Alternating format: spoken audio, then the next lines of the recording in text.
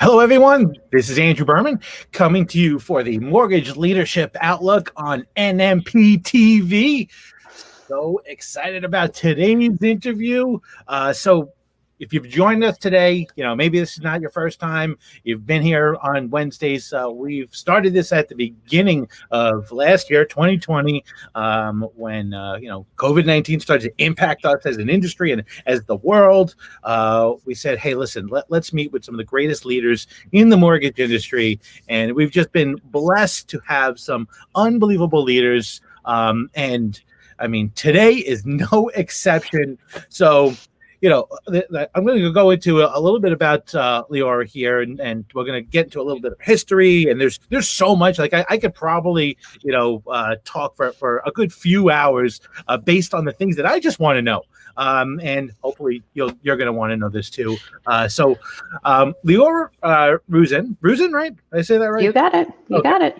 So Leora is a CMB, by the way. I'm going to ask a little bit about that.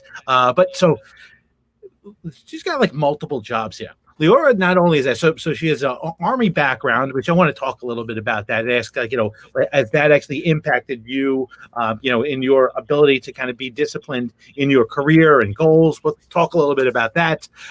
So you're also, the senior vice president of Equity Prime Lending. One of our favorite companies. One of the things I always love about Equity Prime is that it's one of actually the few companies that has multiple channels that everyone loves in all the channels. Like, the retail originators love actually, EPM. The brokers love EPM. Just unbelievable leadership. I was excited to hear that you became part of the leadership team. So you've got that. And also, you're the managing editor for Mortgage Women's Magazine. But wait, there's more. So you just recently took on a volunteer position, and if you could talk to us a little bit about that. This is actually for, I believe, like a regional organization. That I'm just losing my notes here. VAREP, the Veterans Association of Real Estate Professionals, Fresno chapter. I'm on the board of directors. So just listen. There's a lot I want to get into. That's a quick thing. Just tell us a little bit about that and what got you into that. Well, as you mentioned, I'm an Army veteran. And so giving back to the veteran community is something that's always been really important to me. Even when I got out of the military, I was an Army wife for several years. So I understand what it's like to be in the military. I understand what it's like to be a spouse of someone in the military. And more recently, just having more visibility into how difficult it is for veterans transitioning back into civilian life and not having the tools that they need to better advocate for themselves. When I got out of the Army, I couldn't even find a job. I was an intel analyst. I held the top secret security clearance. I had to go through a lot to get that clearance. And when I got out of the military, nobody would hire me. And I was working at McDonald's. I was pregnant working at McDonald's in the drive-thru, and I served our country. Yeah. And then after that, I did a stint at Walmart. So these aren't the kind of places you would expect to work after serving our country. And so as I've grown up in the mortgage industry, I've understood that my position as a leader and influencer gives me the opportunity to give back. And any opportunity I have to give back to our veterans is something I'm going to get involved with. And so getting involved with VAREP at the regional level is so exciting because I get to connect with some other community outfits that are catering to veterans, to give veterans options for outreach, give veterans tools to understand what the benefits are that are available to them. It's a common understanding that VA loans are complicated, and veterans don't even know how to utilize their VA loan benefits. And some lenders don't even know how, but that's a whole other thing. But so being on the board of directors as a secretary is just going to allow me to continue to help our veterans and help educate them, help give them a better footing. Just to give back, like you sign on the dotted line. What can we do for you to help to pay you back? So, and I got to ask because you're stuck in my head about so here you are serving our country, and you're working at McDonald's. Like that would be defeating to a lot of people. and cause them actually, to have, like almost like a negative outlook on life. Now, it's clear by the moves that you've made in your career, because you've had lots of successes, some failures, Oh but yeah. why you're so successful is because you didn't let actually, the fact that you're working at McDonald's and then Walmart after serving our country get you down. So like, where did that come from? Where did that that the ability to kind of be positive in the face of adverse conditions? It's funny. I can pinpoint it to an exact moment in my life. So when I first joined the Army, I did what's called the split option program, where I actually went to basic training between my junior and senior year of high school. I had originally joined the reserves, and then with the intention to fulfill my contract after I had graduated from high school. And when I was in basic, I struggled. I couldn't pass the PT test. I had a really hard time with authority. And a lot of it stems from like some issues I had growing up, just not having the kind of support in my house that I needed. And I was this close to getting booted from boot camp. Like it was bad. It was bad. And then one day my drill sergeant, drill sergeants, they wear the Smokey Bear hat. They're rough. They're tough. They show no emotion. They're in your face all the time. They look, they're the Army robots, right? And for some reason, my drill sergeant, who was a woman of color, took me into her office, took off the Smokey Bear hat and said, "Look, you're struggling. What can I do to help you?" Like, she did something you probably are not supposed to do when you're in that role in the Army. And she talked to me like a human being. And she said, I think you have it in you to succeed. I don't want to see you get kicked out because I know this is important to you. And what can I do to help you? And it was just that talk that made me realize you don't have to lead with an iron fist. You don't have to give up. Failures are opportunities to grow. And with that just renewed focus and that understanding that she did have me in her corner, I went out and I killed it. I had expert marks across the board and graduated with honors. And with that, I ended up going active duty. I was like, I want this life all the time. And so that's as soon as I graduated high school early, just so I could go active duty and do that Army thing. Wow. And that stayed with me. It was like, if I could help one other person do what she did for me, then that's what I need to do. It's been my calling ever since.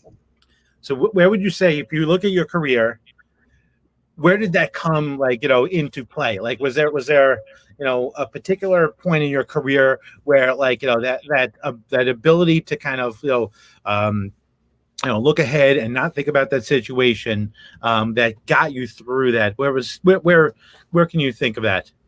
So in 2017, I was living in Virginia with my husband. We had been there for almost 5 years, loved living in Virginia. I was working at a QSO, and I was happy at the QSO, but I had realized that I was hitting my ceiling there. And if I wanted to continue to grow in my career, it was probably time for me to move on.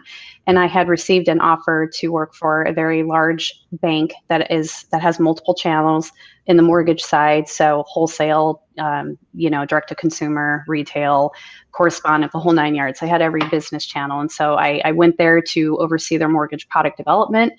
And almost right away, I was struggling. And within 8 months, I was out of a job. I failed in every way that you could possibly fail. And when I first lost the job, I was in that woe is me. I got the shaft. What I was offered on paper isn't what came to reality when I got the job. Moved my family to Michigan. Just everything that could go wrong went wrong. And after I lost that job, I was in a very bad place. Like, it was probably the lowest I've ever been in my mortgage career, to the point where I was like, well, it's time to pack up, move back to Colorado, and maybe go get another job at Walmart or something. I was really feeling, oh my goodness, like it was that was it. That was it for me. This isn't meant to be where I should go. But I, after having a moment, probably about, 2 weeks of feeling sorry for myself, I reached out to my people. I have my tribe, a few people that I know can give me what I need to hear, good, bad, whatever. And they whipped me into shape, and I was able to pick my feet back up and recall some of the other struggles I've had in my life and how I've been able to overcome them and say, this isn't the end. I have a passion for this business. Maybe it just isn't better served in that role, and it needs to be somewhere else. And so with that, I was able to pick my feet back up and move on and get a job at guaranteed rate, where I was there for almost 2 years. And it's it's been bumps along the road, but I'm happy to be where I am now. So. Right. You were vice president of secondary marketing at that guarantee rate. So it's not, Mhm. not like, it's so, I mean, even that's still being said, you went from at the credit union assistant vice president, to vice president of secondary marketing at guarantee rate, which is huge. I mean, that's just something, people actually, most people are taking, a decade to make that jump actually in career. So, all right. So I want to fast forward a little bit to, actually, before we go, actually, because I'm excited to talk about EPM, and talk about wholesale, but I'm going to slow down. I want to ask you about, so obviously, beginning of last year, you start a new job. You're going to be involved in a credit union, going back actually, back to your credit union roots. And here you are. It's February 2020. You're excited about the new. So talk to us a little bit about the transition that you had to do, and then we'll talk about the obviously obstacle of COVID-19 and Right. the impact that had on it.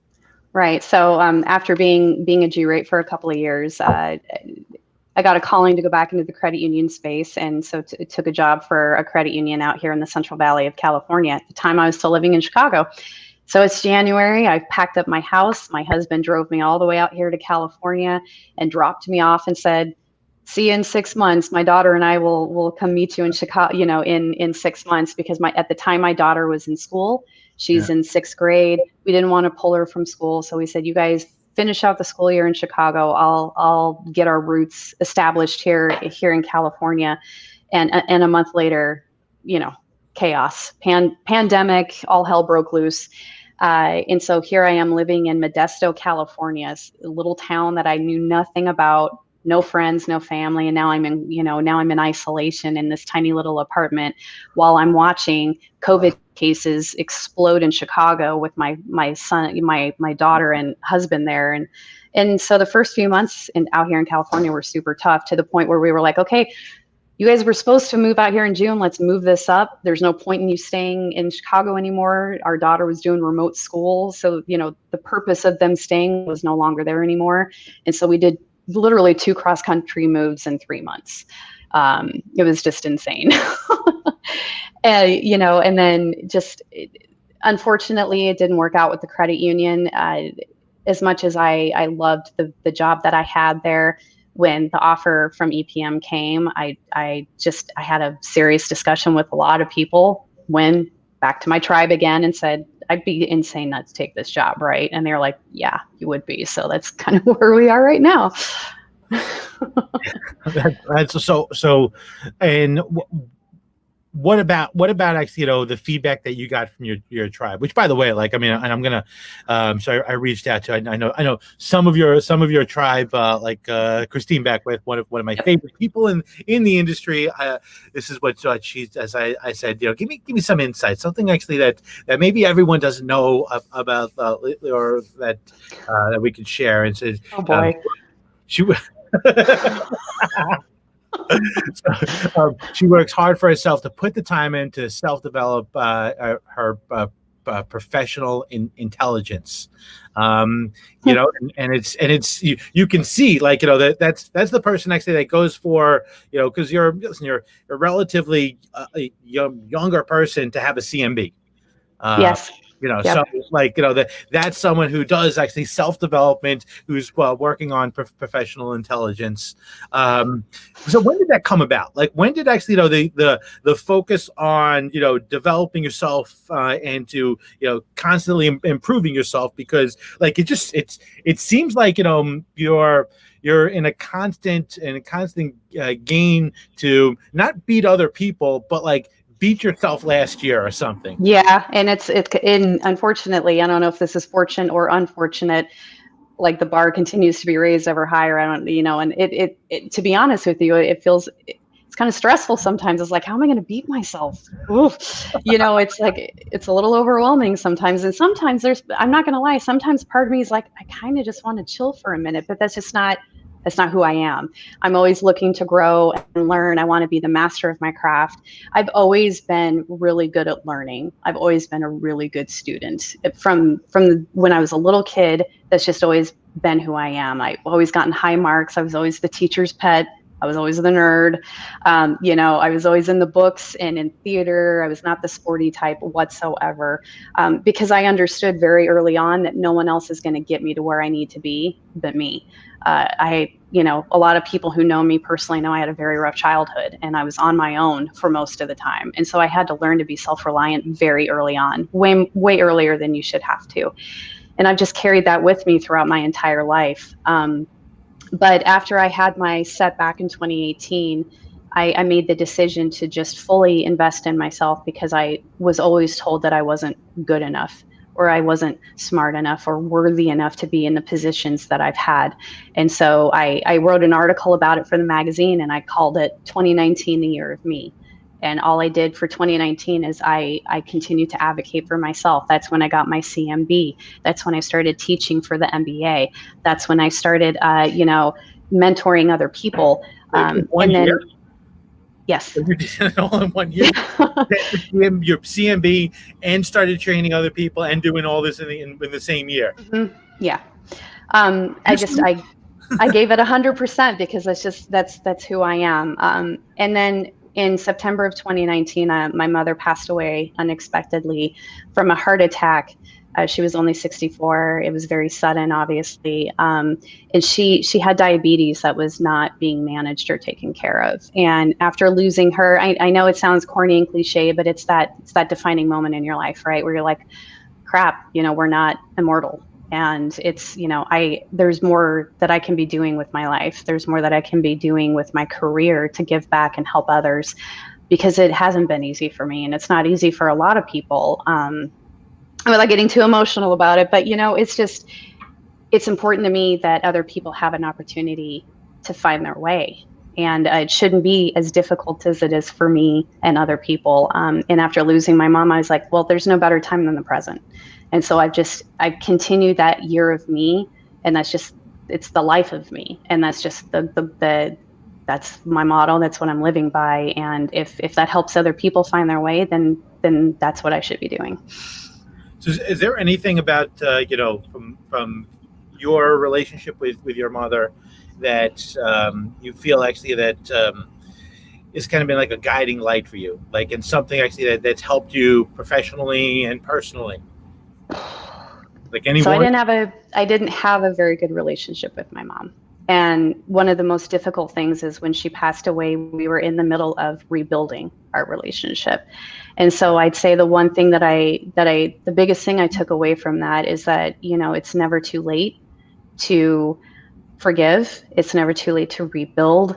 It's never too late to just have better relationships with people. And that it's such a waste of time to be angry, right? And it's such a waste of time to hold grudges and not just appreciate people for what they can bring to the table. My mom had a hard life, and that's why it was hard for us growing up in the house that we grew up in.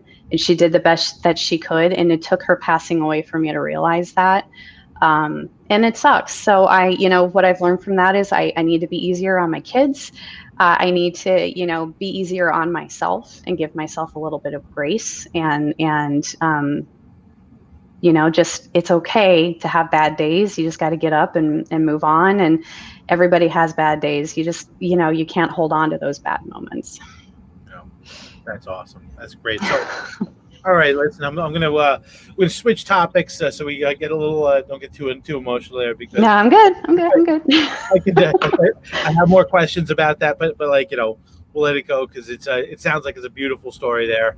I'm sure she was unbelievably proud of actually the amazing things that you've done in your career, and relatively. So you've been actually in this business for about a decade and a half, about 15 years. Yeah. Yep. And so what was your first job in the mortgage business? I fell into it, right? That's how most people end up in this business. You don't grow up thinking, oh, I'm going to be a loan officer.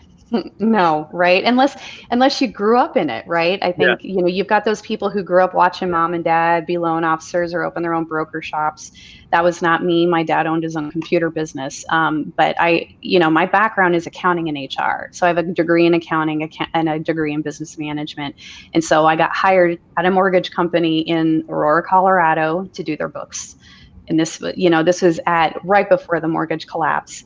And within 6 months, I was helping build the closing department, a post-closing department. Again, me being the sponge that I am and the thirst for knowledge that I have, I wanted to understand what it was that was paying our bills. I wanted to understand what it was that was paying my paycheck. And so I became fully immersed in the mortgage experience. And I was hooked. And I could never imagine going back to being an accountant or looking at QuickBooks. No, thank you. Like that part of my life is over. And HR, no, it's just, I haven't even kept up on the changes in HR laws. So it's in labor laws. So but that's how it started. And so you have in accounting, you're involved in accounting, you're involved in HR. You were also obviously involved in operations. This is like so. I reached out to Jason, and I had Jason Frazier, for those of you who know us, and he said, because I said, what's actually something actually that you didn't know about Leora that that you learned like once you started working with her, and her wealth of knowledge across all areas of mortgage operations, is just something that helps you so much. And it seems like, from being involved in so many different pieces of the business, that has had a major impact on your ability to kind of perform at these high levels. And and it seems like there's two basically paths for people to get to the C-suite. One is just being the best salespeople, or the other one is being actually involved in every operation or every actually department of a mortgage company, and knowing everything, like from what it takes actually to hire and fire, and why mortgage rates are doing differently what you think they would maybe doing based on treasury. So Right. I think that definitely lends itself to why you've had actually the success that you've had. So what got you involved in the magazine and Mortgage Banking Women? So I've been writing for Mortgage Women magazine since 2015, and it's kind of a funny story. Lots of people have heard it, but for those who haven't, I'll give you the quick and dirty. So I'm a Denver Broncos fan. This all starts because I'm a Denver Broncos fan. Born and raised in Colorado. I bleed orange and blue through thick and thin. Got the tattoo on my leg to prove it. And I've been known to. I'm the armchair quarterback who live tweets during Bronco games. And so that's kind of what got my start. I was live tweeting about games, and it caught the attention of an organization called NFL Female, which was an NFL sponsored beat writing website. And they said, we need an NFL beat writer for the Broncos. Would you be interested? And I was like, of course I'd be interested. So that's what got me on the map as a writer. I wrote for NFL Female for almost 5 years, got to attend games as a member of the press, which was a completely different vibe than being a fan in the stands. As much fun as it was, I'd prefer to be the fan in the stands, because can't tailgate and then go sit in the press box. So it's not as much fun. But that caught the attention of Tammy Butler, who was the then editor of Mortgage Women magazine. She's like, well, you can write and you know about mortgages. It's hard to find someone who can do both. Would you be interested in writing for the magazine? And that was it. Interesting. So you got involved. What was the first article you wrote about for the Mortgage Women magazine? Fannie Mae Day One Certainty. Oh, wow. So was that actually, when we were waiting for when it first came out? When it first came out. And then right after that was the TRID hangover. So that can tell you how long I've been writing. So I wrote about the 1 year anniversary of the release of TRID, and Know Before You Owe. So yeah. It's been a wild ride ever since. And as I've written, the magazine has evolved. When I first started writing, that's what we wrote about. And it was very similar to a lot of the other publications out there. You were just writing about current events. It didn't have a lot of the mortgage women centric articles that you would expect from a magazine called Mortgage Women Magazine. And so over the years, it's evolved into what it is today with me as the editor. Not only do we continue to have articles that speak to what's currently going on in the industry, but it's from a female perspective. So it's women writers who have been subject matter experts within their area of field. And, if you're a processing manager, what would it take to get to the next level? So some tips and tricks for women who are in the various stages of their professional career, in addition to, articles that speak to giving women a seat at the table, women's empowerment, finding your voice and advocating for yourself, salary negotiation. So it covers a much wider spectrum of what it is to be a woman in the mortgage business. So I wanted to dig into a little bit about that. As far as salary negotiations, do you feel like the salary negotiations for women executives is vastly different than male executives in the mortgage business? Definitely. Without getting too controversial, these are controversial topics. Yeah. I personally, I feel that for women, we have to come to the table way more prepared than men do. And we have to have above and beyond what should be necessary to get the same kind of salary that a man would get just from, a man doing his daily job. So it does feel like some women have to do their daily job and then so much more to get the same kind of salary or to even have an equal footing when it comes to negotiating salary. And that's just from my personal experience. And I know I've spoken to other women who feel the same way. So we say, to be better prepared when they come to the table. Like what does that look like? I mean, give me, if you could think of your career, when it came actually time for you to come to the table, actually to do a salary negotiation, what did you have to do to kind of prepare yourself above and beyond, if that same person with the same qualifications, but the only difference is they were a male versus a female? I feel I've had to sacrifice my home life. I've had to actively and outwardly say, look at what I'm sacrificing from my family to be here, to give you 110%, working the extra long hours, and I have to come with the research. Look, I did research on someone who's in this position with my skill set, should be making this amount of money. Most men don't have to do that. Not in my experience, or not with, the feedback that I've gotten from other people when I've asked this question. And just, getting my CMB, I knew that in order to stand out amongst the big pool of men in this business, I had to set myself apart from them by getting the CMB, by getting the coaching, by continuing to advocate for myself and educate myself. It just, sometimes it feels like I do have to work 10 times harder to do the same thing that a man would have to do. Wow. That's a little disheartening to hear actually that's the case today. But I think armed with that knowledge, we know actually what we need to be doing actually to in our organizations. I feel like to be able to make sure that we don't have that kind of imbalance, and also actually for women, what they could do actually to make sure that they can come to the table but better prepared. Right. So have you actually mentored other female executives? No. So that I have mentored other women, but they're, in much earlier parts of their career within the mortgage industry. But what's interesting is, I'm a student of Christine Beckwith's coaching program, 2020 Vision for Success. I'm one of her first students. So, I've been with her for 2 years now, and I'm now one of her master's mentors. So I'm excited to start this new chapter of my professional development by being a mentor for other executives. It's something I'm really excited about. I would say I've indirectly been a mentor, just in that I've been a cheerleader for other women in this business, but it's not something that's in stone, like where we're outwardly saying you're my mentor. It's more, you're my tribe and I'm your tribe, and we're going to be there for each other. If you want to stick a mentor title on it, that's great, but that's not how I see it. I see it as us being advocates for each other.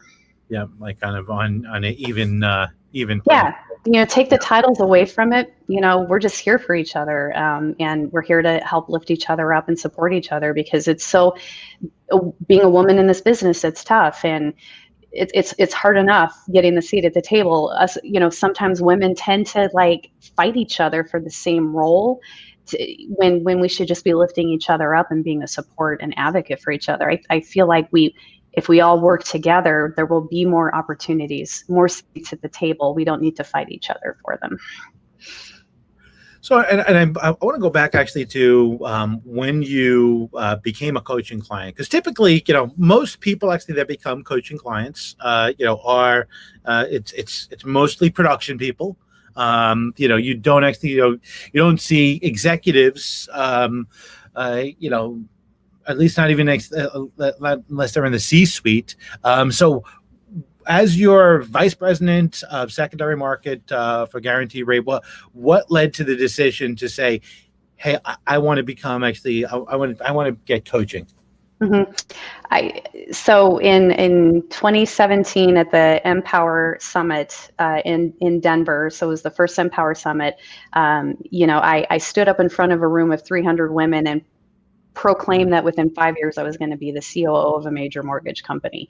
And that's kind of what got me noticed, because I did something that was insane. Nobody knows me. At the time, nobody really knew me. And here I am saying I'm going to be the CEO of a major mortgage company. And it was at that moment that, I kind of got myself on the map. And I knew that to get to that level, I needed to have.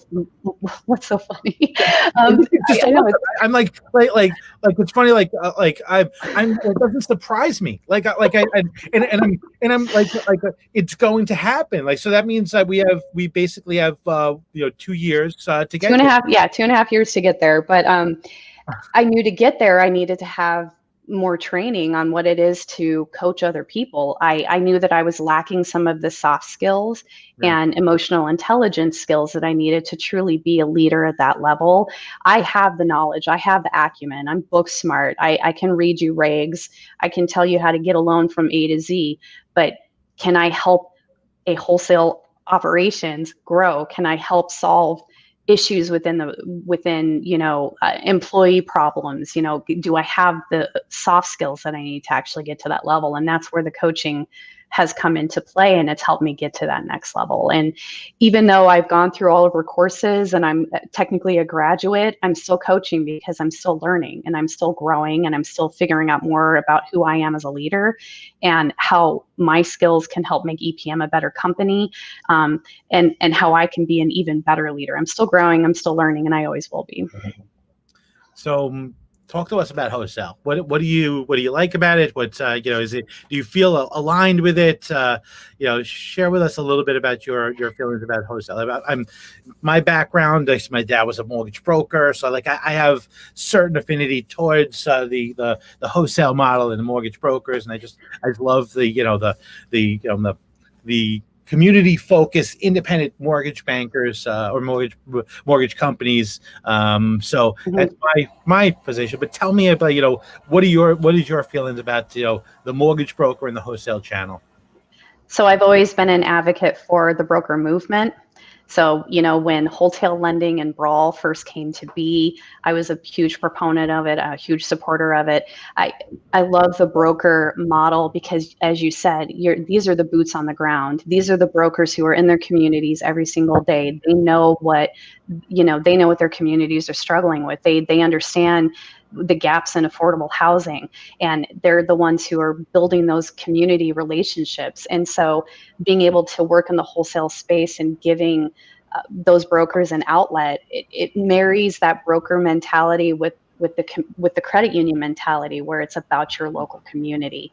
And so I feel like I've been able to find that sweet spot between having more flexibility that comes with being in wholesale with that community mentality. Being in a credit union, it's tough sometimes because you're dealing with the board of directors. You're dealing with people who don't understand mortgages very well.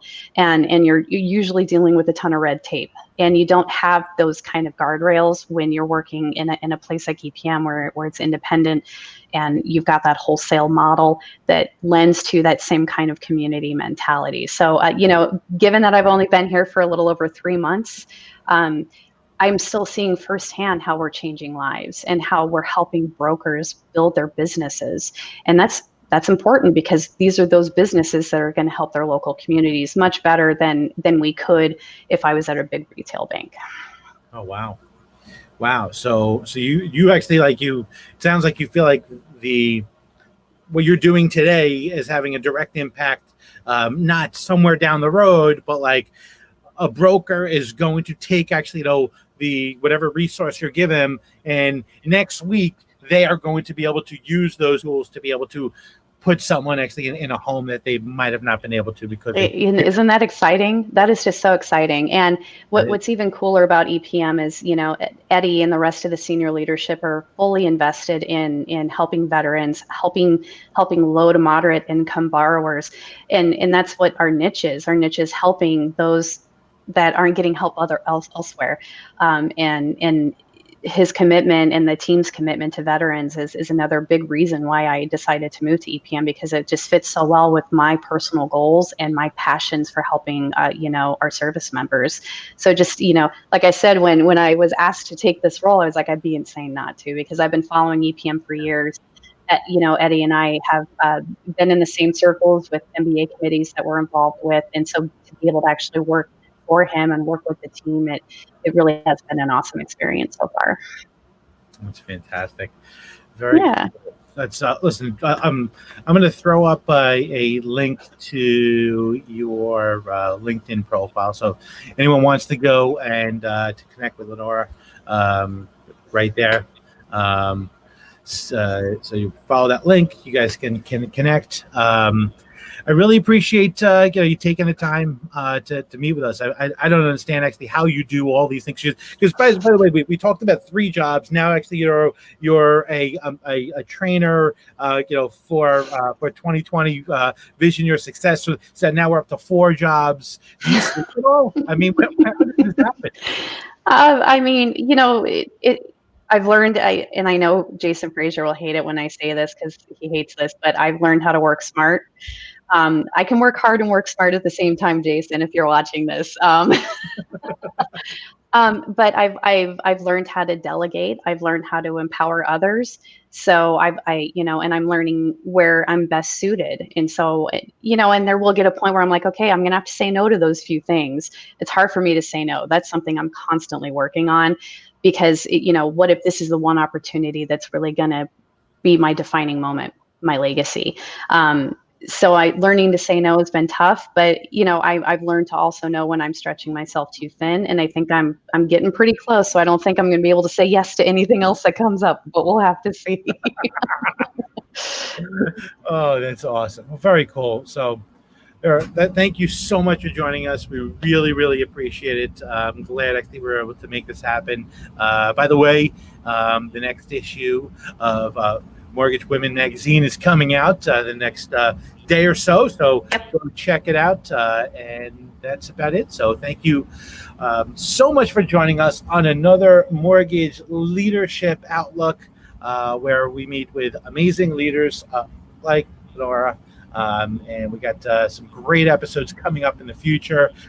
You're going to join us every year, Wednesday, 1 o'clock California time, 4 o'clock New York time. Everyone have a great month and a great 2021. Thanks, everyone.